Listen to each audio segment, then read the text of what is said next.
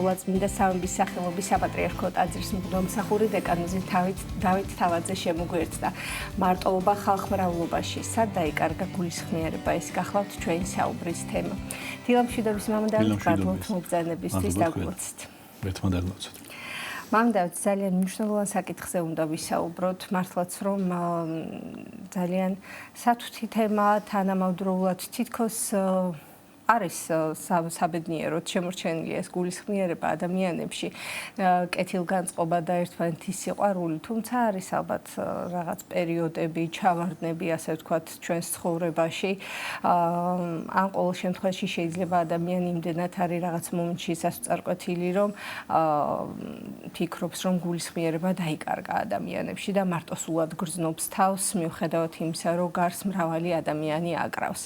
ამ თემაზე ვისაუბროთ, შალოთ უფრო ფართოდ როგორი არის ხედვა ქრისტიანობის მართლმადიდებლობის კუთხით, როგორი არის თქვენი რჩევა და არიგება და წმინდა მამების დამოკიდებულება. კიდევ ერთხელ მართლაც ძალიან მნიშვნელოვან თემაზე ვისაუბრებთ დღეს, ეს უაღრესად ღრმა, უაღრესად მტკივნეული თემა, აქტუალური თემაცაა, იმიტომ რომ წარმოიდგინეთ, როგორც თქვენ ბრძანეთ, მარტოობა მიუხედავად იმისა, რომ თითქოს ხალხმრავლობაში ვიმყოფებით. საიდან მოვიდა ეს ამოვლენას ამ საკითხით დაინტერესებული ადამიანები და მკვლევარები ეგზისტენციალურ ვაკუუმსაც უწოდებენ და ისინი ამბობენ, რომ ეს არის თანამედროვეობის ერთ-ერთი უმთავრესი სცენი. ერთი მხრივ, რა თქმა უნდა, ჩვენ ყველას მოგვეხსენება, რომ ციფრულმა ტექნოლოგიებმა, გლობალიზაციამ, სამყარო თითქოს დააპატარავა, თითქოს ყველასთან გვაქვს კავშირი, არ არის თითქოს ეს პრობლემა. მაგრამ მეორე მხრივ ადამიანები ამბობენ ამას, რომ თვითონ რომ ადამიანებს უფრო მეტად დავშორდით, ვიდრე ადრე. და ალბათ ხშირად გავიგონია, რომ ადრე სხვა ურთიერთობები იყო. მიუხედავად გაჭირვებისა და რთული პერიოდისა, მაინც ხშირად ხდებოდა თავშეყრა და აი ჩვენი განსაკუთრებით ჩვენი წინა თაობისთვის და ჩვენი თაობისთვისაც რა თქმა უნდა ეს არის ძალიან მტკივნეულად გასახსენებელი. და რა თქმა უნდა თქვენ სწორად დასვით აქცენტი, რომ სად დაიკარგა ეს გულისხმიერება, ესაა საზიებელი და თუნდაც რატომ გრძნობთ თავს ხანდახან ადამიანები მარტოდ თუნდაც სავსე ქუჩებში, თუნდაც სოციალურ ქსელში, სადაც ადამიანების ნაკლებობა თითქოს არ შეინიშნება, ხო? რა თქმა უნდა ჩვენი მიზანი არის დღეს რომ ეს საკითხი განვიხილოთ ქრისტიანული თეოლოგიის კუთხით და საერთოდ ქრისტიანული ფსიქოლოგიის სინთეზით და ვთქვათ ის რომ ჯერ ვთქვათ მოდით უპასუხოთ ასეთ კითხვას რომ აი რატომ არის ადამიანი არა მარტოობისთვის, ანუ ურთიერთობისთვის შექმნილი? რატომ არის ადამიანი შექმნილი თანაზიარებისთვის, ხომ? ის არის ურთიერთობისთვის შექმნილი არსება. ამას ამბობს დედა ეკლესია და რა თქმა უნდა ჩვენ ვეთანხმებით. არა მარტო ეკლესია, არამედ ჯერ კიდევ არისტოტელე თავის ფუნდამენტურ შრომაში პოლიტიკა, რომ ქვია, წერს ასეთ რაღაცას, რომ ადამიანი არისო ბუნებით პოლიტიკური არსებაა. აქ რა თქმა უნდა არ იგულისხმება პოლიტიკურში პარტიული საქმიანობა. აქ არისტოტელე გულისხმობს, რომ ადამიანი არის შექმნილი იმისათვის, რომ იყოს პოლისში, იყოს საზოგადოებაში და მას აქვს სხვებთან ერთად თანაცხოვრების მოთხოვნილება. ეხლა, რაც შეეხება ქრისტიანულ სწავლებას, რა თქმა უნდა, მართლმადიდებელ თეოლოგიაში, ანთროპოლოგიაში, პირველ რიგში, ადამიანი არის არა უბრალოდ სოციალური არსება, არამედ არის პიროვნება. იმიტომ რომ როდესაც ვამბობ პიროვნებას, პიროვნება უკვე სულიერი ფენომენია, ხო? იმიტომ რომ აი მაგალითად ინდივიდს რომ დაუპირისპიროთ ახლა პიროვნება, ინდივიდი თუ სხვებისაგან არის გამოყოფილი არსება, თავის თავში რაღაც ჩაკეტილი არსება, პიროვნებას ყოველთვის გააჩნია სხვების მიმღეობა. ხომ პიროვნება ყოველდღიურად ცდილობს სხვებისათვის სხვებთან ჯანსაღურთიერთობაში ჰპოვოს სულიერი სიმშვიდე და თუ მაგალითად ინდივიდის დევიზი არის ასეთი რომ მე ვარ და არ მაინტერესებს სხვა მხოლოდ ის ვიცი რომ ჩემი საზღვრები ხელშეუხებელია და ესეც ასე უნდა იყოს პიროვნება რას ამბობს პიროვნება ამას რომ მე ვარ მხოლოდ იმიტომ რომ შენ ხარ იმიტომ რომ შენ არსებობ ინდივიდის ბუნება რა თქმა უნდა არის ეგოცენტრული, გაუჭება მხოლოდ საკუთარი თავის გადარჩენას, ხოლო პიროვნება ყოველთვის ეძებს მეორეს. პიროვნება ეძებს ერთობას, ეძებს ურთიერთობას, იმიტომ რომ პიროვნება ბუნებით ეკლესიურია. ეკლესია ჩვენ ვიცით, კრებულს ნიშნავს, ასე შექმნა ეკლესია, ხო? ურთიერთობისთვის ჩვენმა მაცხოვარმა. მოდით ასე დავსვათ კითხვა, რომ აი რატომ არსებობს პიროვნება მხოლოდ სხვასთან მიმართებაში? ანუ იმიტომ რომ სიყვარული შეუძლებელია მარტოობაში. ეხლა ადამიანს შეიძლება იკითხოს რომ რა შუაში აქვს სიყვარული.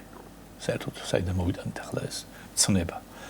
რა შუაშია და ქრისტიანულ თეოლოგიაში სიყვარული არ არის უბრალო გრძნობა, ის არის ყოფიერების, ანუ არსებობის ერთადერთი მიზეზი. ღმერთმა სიყვარულის გამო შექმნა ხო ყველაფერი, იმიტომ რომ ეს არის ყოვლად უშურველი არსება და რადგან თვითკმარმა ღმერთმა სიყვარულის გამო შექმნა ყველაფერი, გამოდის რომ სიყვარული საძირკველია ხო, ყველაფრის და ყველაფრის მიზეზია და აქ მე გულისხმობ რას, რომ ჩვენ ახლა ამ შემთხვევაში გვერდით უნდა გადავდოთ ეს რომანტიკული სენტიმენტალური გაგება სიყვარულისა, ხო? ეს პეპლები მუცელში და მოწონებათა შემდეგ ამაზე ამ ეტაპზე არ ვსაუბროთ. შევეხებით აი სიყვარულს ამ შემთხვევაში წმინდა, ასე ვთქვათ, ონტოლოგიური კუთხით, ანუ არსებობისეული კუთხით შევეხებით.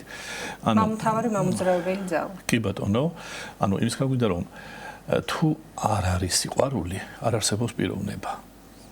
ანუ ქრისტიანული გაგებით სიყვარული არის საკუთარი თავიდან გამოსვლა და სხვისთვის ადგილის დათმობა. აი უფრო დავაკონკრეტოთ, რას ნიშნავს ეს. წარმოგიდგენთ, რომ ოთახში დგას ერთი კომფორტული სავარძელი და თქვენ მასზე ზიხართ, და სავარძელი არის თქვენი ეგო, თქვენი სურვილები, თქვენი სიმშვიდე, თქვენი გეგმები და ამ დროს ოთახში შემოდის სხვა. მოდის ადამიანი თავისი ტკივილებით, თავისი ტანჯვით და ამ დროს საკუთარ თავში ჩაკეტილობა ნიშნავს იმას, რომ იჯდეს სავარჯელში და უყურო მას და თქვა, რომ მე აქ კარგად ვგრძნობ თავს. მე კომფორტულად ვგრძნობ თავს, ეს ჩემი სავარძელია და ამ შემთხვევაში საკუთარი თავისგან გამოსვლა კი ნიშნავს იმას, რომ ადგე დათმოშენი კომფორტის ზონა და უთხრა სხვას, რომ დავბრძანდი, შენი ტკივილი უფრო დიდია ჩემთვის, ვიდრე ჩემი კომფორტ ამ შემთხვევაში კომფორტში ყოფნის სურვილი. და აი მაგალითად, როდესაც ჩვენ ადამიანები, თქვათ მეგობარი, ან ნაცნობი გველაპარაკება თავის პრობლემებზე, აი დავაკვირდეთ ამ დროს რას ფიქრობს, ამ დროს ჩვენი გონება. ანუ თუ სანამ ის ლაპარაკობს, ჩვენ ფიქრობთ, რომ როდის გაჩვენდება ერთი, რომ როდის დაამთავრებს ერთი ამბის მოყოლას, რომ მე ჩემი ამბავი მოუყვე, ამ დროს რა თქმა ეს ნიშნავს იმას, რომ ჩვენ საკუთარ თავში ვართ ჩაკეტილი და სიყვარული კი არის ის, როცა შენს თავში აჩუმებ საკუთარ ხმას, შენ ფიქრებს გვერდზე გადადებ და მთლიანად მის ადგილას მას იზიარებ. ანუ შენს გონებაში ათავისუფლებ ადგილს მისთვის და უთმობ მას ამ ადგილს. ანუ გარდა ამისა, იმის თქმა მინდა რომ როცა ოჯახში ან ნაცნობ მეგობრებთან მაგალითად გიხდება კამათი და შენ ზუსტად იცი რომ ხარ მართალი და შენ ეგოს უნდა ამ დროს რომ ბოლომდე გაიტანოს თავისი დაამტკიცოს საკუთარი სიმართლე, უპირატესობა და დაამციროს ამით მეორე მხარე, აი ამ დროს ადგილის დათმობა ნიშნავს იმას, რომ შენ სახლობელს უთხრა რომ ჩემი სიმართლის დამტკიცებაზე მეტად ჩემთვის მნიშვნელოვანი არის შენი სულის მშვიდობა, იმიტომ რომ მიყვარხარ, იმიტომ რომ მე ვთმობ ჩემს სურვილს ვიყო მართალი, რათა ჩვენ შორის მშვიდობამ და სიყვარულმა იცოცხლოს ელემენტარულად. ანუ იესომ ხომ თქვა ჩვენმა მაცხოვარმა, რომ იმაზე სიყვარული არავის აქვს, ვინც სულს დადებს თავისი მეგობრებისათვის, ხომ? ანუ საკუთარი, ასე ვთქვათ, თავის დათმობა, სხვის სიტყვით ტარება არის მომენტი, როცა ადამიანი ყველაზე მეტად გავს ღმერთს და აი საბოლოოდ თითქმაც მინდა არის ის, რომ აი ინდივიდი, რომელსაც ჩვენ ვაპირისპირებთ ამ შემთხვევაში პიროვნებასთან, ინდივიდი არასდროს იქნება ალტრუისტი. რადგან მისი მიზანია მხოლოდ საკუთარი თავის გადარჩენა და პიროვნება მზად არის მოკვდეს დათმოს თავისი ეგო და რათა სხვა მიცოცხლოს და აი ამ ურთიერთობაში იბადება ადამიანი, რომელიც არასდროს არ იქნება მარტო. იმიტომ რომ ხა წარმოგიდგენთ ადამიანი, რომელიც არის აბსოლუტურ იზოლაციაში, ადამიანი, რომელსაც არავინ უყვარს, არავინ აინტერესებს. ანუ რა თქმა უნდა, ქრისტიანული თვალსაზრისით ასეთი ადამიანი მკვდარია სულიერად. რატომ? იმიტომ რომ მისი მთელი ენერგია მიმართულია საკუთარი თავისკენ და რაც არის, რა თქმა უნდა, ეგოიზმი. ეგოიზმი, როგორც ამას ამბობენ ამ საკითხის მკვლევარები, არის ეს თითქოს სულის შეკუმშვა და მისი თანდათანობით კუდომაა. რაც იწვევს მარტოობას, სწორედ. რა თქმა უნდა, მაგ მივდივარ ზუსტად რომ ეს მარტოობა და სანამ დიმდის და ანუ პიროვნება ყალიბდება მაშინ, როცა ის ამბობს, რომ მე მზად ვარ რომ ჩემი ძვირფასი დრო, ჩემი ენერგია, სიმშვიდე დავთმო შენთვის და ასე თქვათ, ჩვენ ვთქვით, რომ ამ დათმობას, ანუ საკუთარი თავიდან გამოსვლას ქვია სიყვარულიო და სხვის გარეშე შენ უბრალოდ ვერ გამოხვალ. საკუთარი თავიდან, ანუ ფიზიკურად არ იარსებებს ობიექტი, ვისთვისაც შენ ამას გააკეთებ. ამისათვის ყოველთვის საჭირო არის, რომ არსებობდეს მესთან ერთად არსებობდეს შენც, ანუ ქრისტიანობაც ხომ ამას ამბობს, რომ ღმერთი არის სიყვარული, იმიტომ რომ ის არის სამი პიროვნება, მამა, ძე და სულიწმინდა, და აქედან გამომდინარე მამა არის მამა მხოლოდ იმიტომ, რომ არსებობს ძე. და არ ყოფილა ოდესმე მამა, როცა არ იყო ძე, არამედ როგორც კი მამა მყისვე ძე, მისგან ნაშობი ხო, როგორც ამას ივან დამასკელი, რამე თუ ძის გარეშე მამა წოდებულიც არ იქნებოდა იგიო. ანუ თუ მათი პიროვნულობა, გულისხმობ, წმინდა სამების პიროვნებებს, ანუ მათი ჰიპოსტასურობა ასევე სიყვარულზე დგას, აი ადამიანებთან დაკავშირებით სასურსათ ასია, შენ ვერ იქნები მეგობარი მეგობრის გარეშე. ხო? ვერ იქნები მშობელი შვილის გარეშე, ვერ იქნები თანაუგზნობი გაჭირვებული ადამიანის გარეშე და ამიტომ შენი საუკეთესო პიროვნული თვისებები, რომელიც არის ღმერთის ხატება, რა თქმა უნდა, ადამიანში რეალიზება მხოლოდ მაშინ, როცა შენსა და სხვა შორის გაჩნდება ისეთი სწორი ჯანსაღი ურთიერთობა და კავშირი, რომლის საფუძველი ყოველთვის არის სიყვარული და ქრისტიანული ფსიქოლოგია ჩვენ ამ შემთხვევაში გვეუბნება, რომ როდესაც ადამიანს არავინ უყვარს, თქვათ არც ღმერთი, არც მოყვასი, მისი ფსიქიკა იწყებს რღვევას, კუდომას, ჩნდება დეპრესია, ნევროზი და ის პრობლემები და ის მარტოობის განცდა, რომლის შესახებაც ჩვენ დღეს ვსაუბრობთ. ეს არის ამის მიზეზი, იმიტომ რომ ასეთ შემთხვევაში შეიძლება ტექნიკურად შენ გარშემორტყმული იყო მილიონი ადამიანით, მაგრამ თუ შენს გულში არ არის სიყვარულის უნარი, ანუ სხვისი მიღების, სხვისი გამზიარებლობის, სხვისი გაგების, სხვისთვის დათმობის, საკუთარი თავიდან გამოსვლის და სხვისთვის ადგილის დატოვების უნარი, ამ ხალხს ადამიანით რომ აღიქვამს, არ როგორც პიროვნებებს, აი მასას, არამედ აი როგორც საგნებს, როგორც ინსტრუმენტებს, როგორც რაღაცა ფუნქციის მქონე საგნებს და საგნებთან ურთიერთობა, რა თქმა უნდა, შეუძლებელია ჯანსაღი და საგნებთან ადამიანი ყოველთვის მარტოა. ანუ ნახეთ, მოკლედ რომ ვთქვა, სიყვარული არის ის ერთადერთი ხიდი, რომელიც ასე ვთქვა, ამ იზოლირებულ ადამიანებს შორის უნდა გაიდოს და კავშირს ამყარებს და ეს ხიდი არ არსებობს მაშინ, როდესაც ჩვენ ვრჩებით მარტო, მაგრამ ამასაც აქვს თურმე რაღაც მიზეზი, იმიტომ რომ აი ხშირად ადამიანები მაგალითად ირიგებენ რაღაცა მარტოსულის იმიჯს. აი ცივი ვარ, ამაყი ვარ, დამოუკიდებელი ვარ, ძლიერი ვარ, ესე იგი. ანუ მარტოსული ვარ, იმიტომ რომ ეშინიათ თითქოს ამ სხვებთან ხიდების გადების, იმიტომ რომ წარსულში აქვთ ასეთი ცუდი გამოცდილება, რომ მათ უღალატეს. მათ რაღაცა ტკივილი განიცადეს და კიდევ ერთი იმედგაცრუების და სიყვარულის და სხვისთვის ადგილის დათმობის სურვილი აქედან გამომდინარე აღარ აქვს, მაგრამ იცით აი ეს მაინც არ არის სწორი და ადვილი, იმიტომ რომ ეს ადამიანს უკვე მაინც აძლევს ილუზიას იმისას, რომ არის კარგად. არის უსაფრთხო, მაინც ილუზია, იმიტომ რომ მე არავინ მჭირდება და ჩემით ყველაფერს მივაღწევ, არის მაინც ქრისტიანული გაგებით აი სულის გამოკეტვა ციხეში, რომელსაც აი ფანჯრებიც კი არ აქვს. მანდავთ თქვენ როგორც სულიერ მოძღვარი არაერთი შეიძლება შემთხვევა გქონიათ ასეთი ადამიანთან ურთიერთობის, რომელმაც გადადგა ნაბიჯი, მიხვდა რომ მისი მარტოობის მიზეზი თუ რა იყო და გადაწყვიტა თქვენთან მოსვლა, თქვენთან გასაუბრება, გულის გადაშლა, ასე ვთქვათ და აი ეს მიზეზები, რაზე საუბრობენ ხოლმე ასეთ დროს და რა არის ის ძირითადი შიში, ასე ვთქვათ, ეს ადამიანებთან ურთიერთობის და შემდგომ რამდენად მარტივი არის ამ მდგომარეობიდან გამოსვლა და როგორი არის ეს ძალიან საინტერესო კითხვაა, იმიტომ რომ პირველ რიგში ზოგადად ამ კითხვას ვეჯახებით ჩვენ როცა ასეთ ადამიანებთან ურთიერთობთ. იმიტომ რომ ჩვენ ახანწეღან თქვით რომ ადამიანი იმიტომ იშენებს ეს თავის გარშემო თითქოს ამ ბარიერებს და თითქოს ის არის ძლიერი და მარტოსული, რომ მას ატკინეს და მისთვის ეს ტკივილი სტოლპასია და ახალი ხიდების გადება აღარ უღირს. მიუხედავად ამისა, ჩვენი საუბრებიდან გამომდინარე, როცა მათვე საუბრებით, მაინც აშკარად იკვეთება ის ფაქტი, რომ მარტოსულ ადამიანებს მაინც ყოველთვის აწუხებს შინაგანი შიმშილი სხვებთან ურთიერთობისა.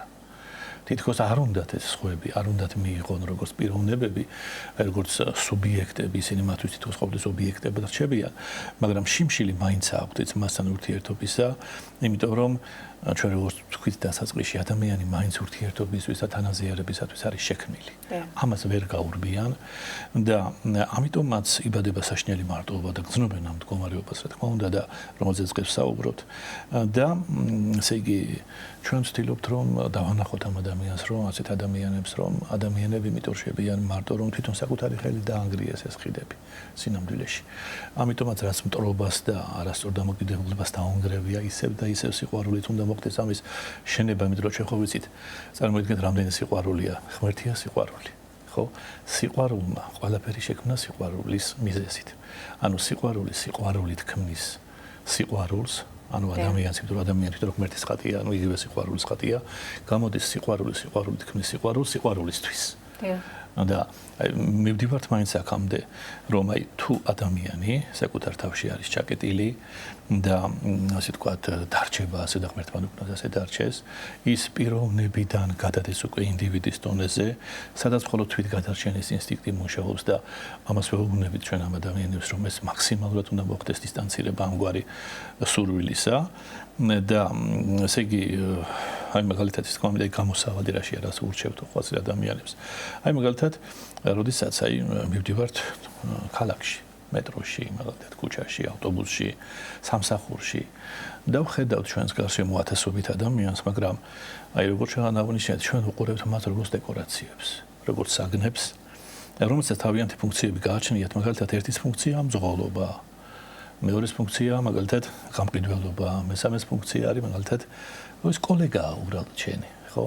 ანუ რასაც ხამდე ნახეთ, სანამ ადამიანს არ შევხედავთ როგორც საიდუმლოს, როგორც ღვთის უდიდეს საიდუმლოს, რომელშიც არის ღმერთის ხატება, ესე იგი სხვა ადამიანი, ასე ვთქვათ, მილიონიანი მასაც რომ იყოს, რა თქმა უნდა, იქამდე ჩვენ ვიქნებით სულ იზოლაციაში ამ ადამიანებთან და აი ნახეთ, აი მაგალითად რის თქმა უნდა, ნახეთ, ამას აი არის ასეთი ებრაელი ძალიან ცნობილი ფსიქოლოგი მარტინ ბუბერი, ებრაელი ქრისტიანი ადამიანია, რომელიც ამოსადა რაღაცას, რომ ნელ-ნელა ადამიანება უნდა შევეცადოთ, რომ საკუთარი მედან გადავიდეთ შენზე.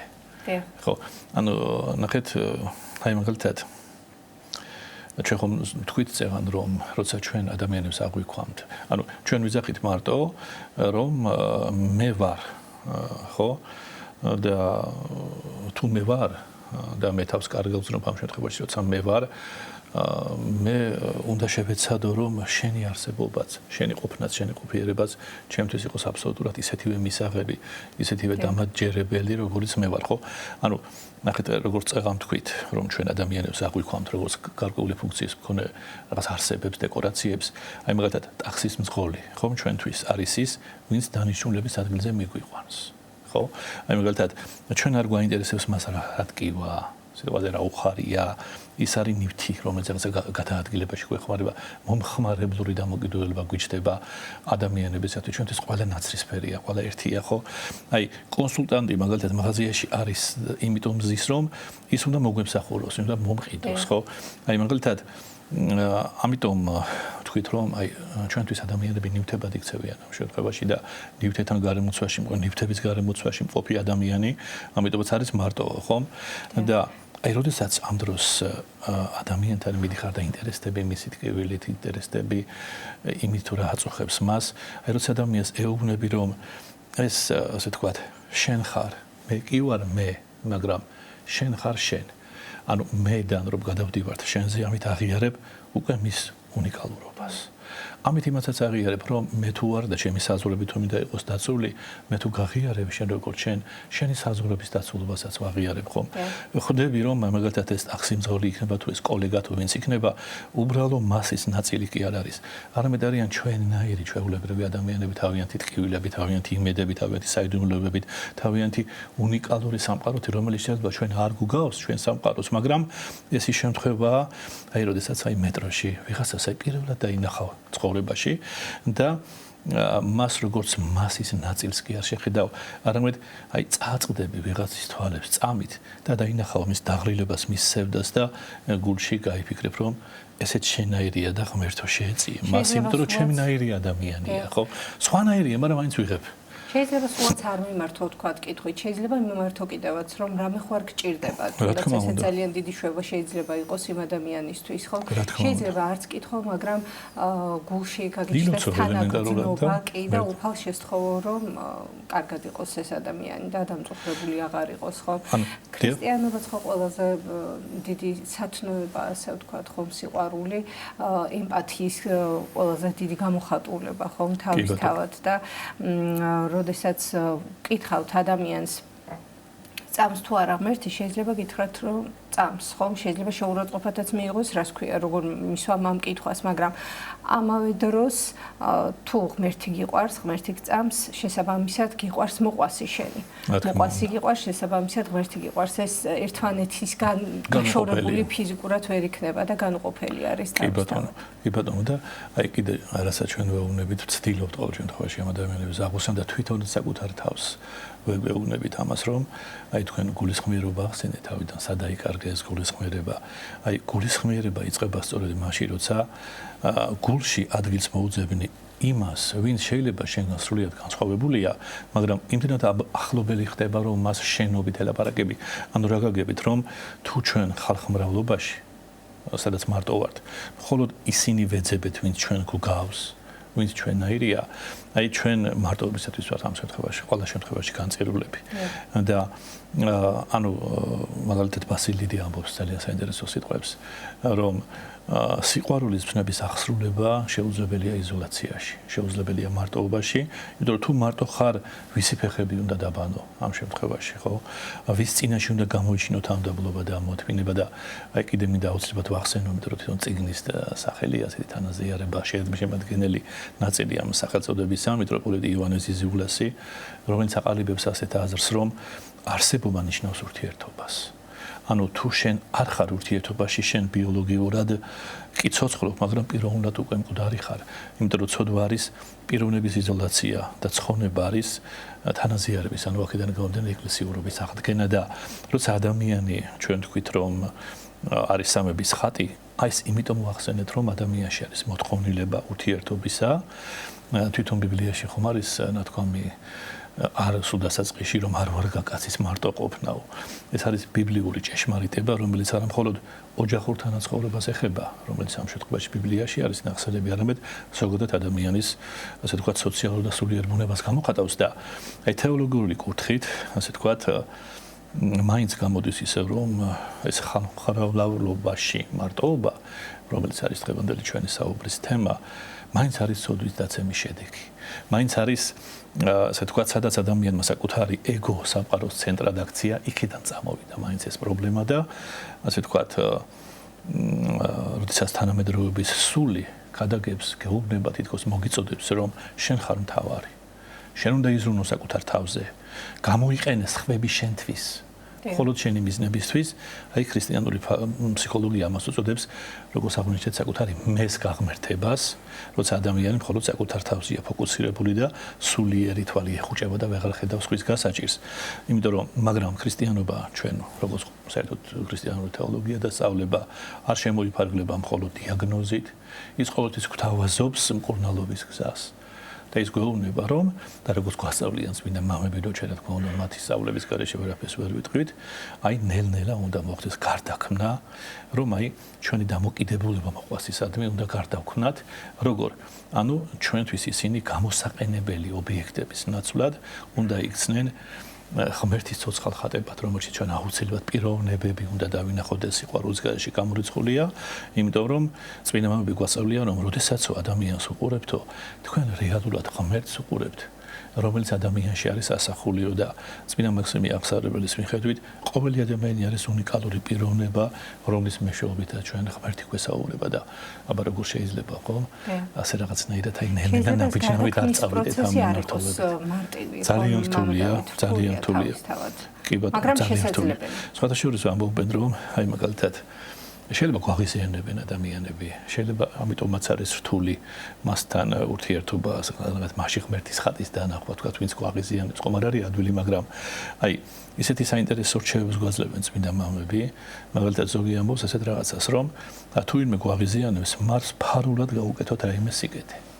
ფარულად გავუკეთოთ სიკეთე, მოვუწყოთ რაღაცა სიურპრიზი, დავეხმაროთ რაღაც საქმეში, ან უბრალოდ საკუთარ გულში დავლოცოთ ასეთი ადამიანი და საიდუმლო სიკეთეს აქვს საოცარი ძალაო, ის ანგრევს გულში არსებულ ბოღმას და გაუწყობებას. ძალიან დიდი მადლობა მამდაოთ მოგზაურობისთვის, როგორც ყოველთვის საინტერესო საუბრისთვის. შეგახსენებთ სტუდიის სტუმარი გახდათ ყოვლადწმინდა სამების სახელობის საპატრიარქო ტაძრის მღვდელმსახური დეკანოზი დავით თავაძე.